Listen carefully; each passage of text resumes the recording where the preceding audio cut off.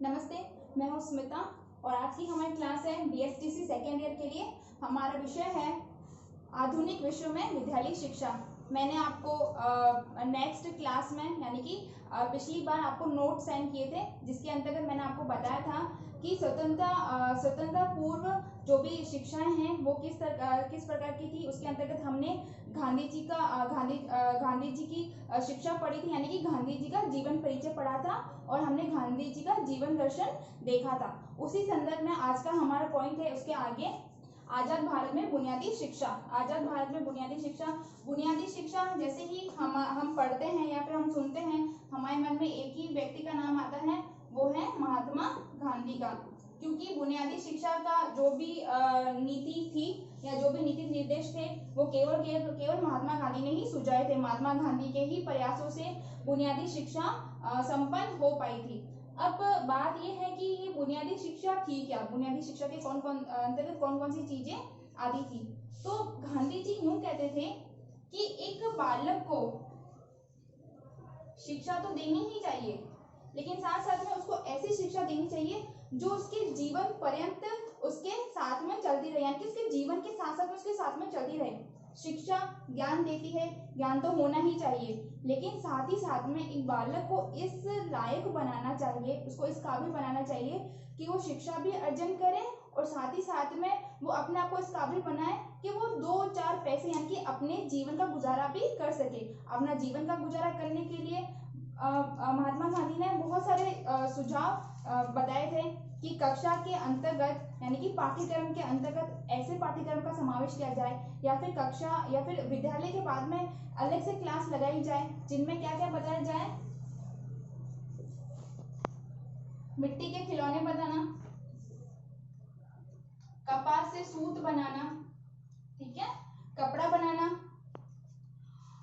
और मिट्टी से बहुत सारी चीजें बनाना, चित्रकारी करना, ये सारी की सारी चीजें किसके अंतर्गत बताई गई है, बुनियादी शिक्षा के अंतर्गत। बुनियादी शिक्षा जिसको अंग्रेजी में हम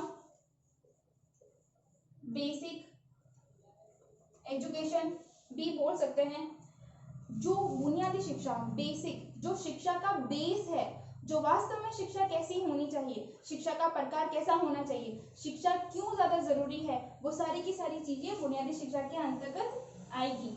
हम यहाँ पर छोटी सी बात है कि बुनियादी शिक्षा तो होनी ही चाहिए शिक्षार्थी के अंतर्गत, यानी कि एक विद्यार्थी के अंतर्गत, लेकिन शिक्षा के साथ साथ में उसको ऐसी भी शिक्षा देनी चाहिए जो कि उसके रोजी रोटी कमाने का उपाय बन सके, रोजगार उसको मिल सके आसानी से। अगर वो किसी कारणवश अपनी पढ़ाई छोड़ भी देता है तो उसके मन में ऐसी प्रतिभा होनी चाहिए, जो भी उसने विद्यालय से सीखी है ये सारी चीजें बनाने की, उस प्रतिभा ऐसी होनी चाहिए जिससे कि वो अपने आगे जीवन का क्रियाकलाप कर सके। गांधी जी ने बुनियादी शिक्षा के 3 उद्देश्य बताए हैं। वो 3 उद्देश्य कौन से हैं, उनको हम 3H के नाम से जान सकते हैं।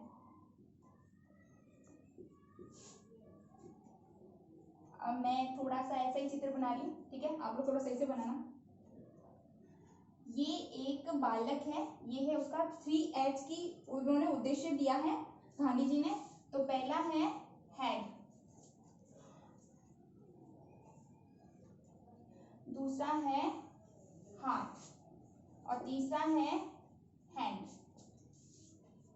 ठीक है।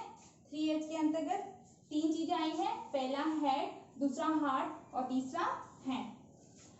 हेड यानी कि बालक को ऐसा ज्ञान देना चाहिए जो कि उसके जीवन के साथ में उसको सुख सुविधाओं के अंतर्गत आए, अर्थात यानी कि जैसे कि हमने पिछली क्लास में पढ़ा था अभी कि ज्ञान तो होना ही चाहिए, शिक्षा तो देनी चाहिए, लेकिन शिक्षा के साथ साथ में ऐसी चीजों का भी समावेश करना चाहिए जो कि उसके रोजगार का साधन बन सके, उसके दिमाग में बैठ जाए सारी की सारी चीजें, चाहे वो पढ़ाई से रिलेटेड हो या फिर वो किसी भी क्रियाकलाप से रिलेटेड हो।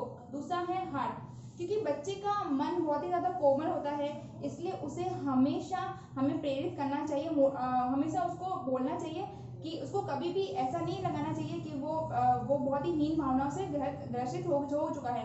अगर वो किसी कोई गलती भी कर रहा है तो उसको प्यार से समझाना है हमें, और उसको कहना है कि तुम अब इससे भी बहुत अच्छा कर सकते हो। उसको प्रोत्साहन करना हमेशा हर चीज़ों के लिए, क्योंकि उसका मन बहुत ही कोमल होता है और वो बहुत सारी चीज़ें आसानी से कैच कर सकता है।